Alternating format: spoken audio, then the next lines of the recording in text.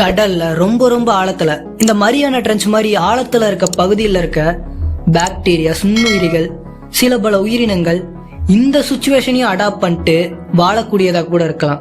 அதுங்களுக்கு லக் இருந்துச்சுன்னா நம்ம பூமி இன்னொரு சோலார் சிஸ்டம்ல போய் கனெக்ட் ஆகி கரெக்டான ஆர்பிட்ல சுத்துச்சுன்னா பூமி திரும்பவும் மாறுறதுக்கு நிறைய வாய்ப்பு இருக்கு.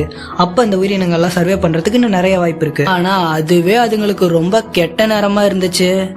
நம்ம பூமி ஏதோ ஒரு ஆஸ்ட்ராய்டு பெல்ட்டை நோக்கி போய் அந்த ஆஸ்ட்ராய்டுகளுக்கு நடுவுல மாட்டிக்கிட்டு மோதலுக்கு உள்ளாகிறதுக்கு கூட வாய்ப்பு இருக்கு. யோசிச்சு பாருங்க, வெறும் ஒரு எரிக்கல் விழுந்ததுக்கு இங்க இருக்க மொத்த டைனோசருமே அழிஞ்சு போச்சுங்கிறாங்க. அப்படி இருக்கும் போது நிலால பாதி சைஸ் இருக்க எரிக்கல்லாம் நம்ம பூமி மேல மோதனா நம்ம பூமியோட நிலைமை என்ன ஆகும்?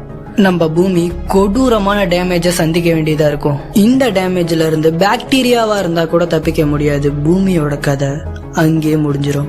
இப்ப நான் சொன்ன எல்லாமே வெறும் பாதி கதை தாங்க. ரியாலிட்டியில ஒரு வேளை இது நடந்துச்சுன்னா நம்ம இதை விட பெரிய பெரிய ஆபத்தை சந்திக்க வேண்டியதா இருக்கும். ஆனா நம்ம இப்ப அடுத்த விஷயத்தை நோக்கி போகலாம்.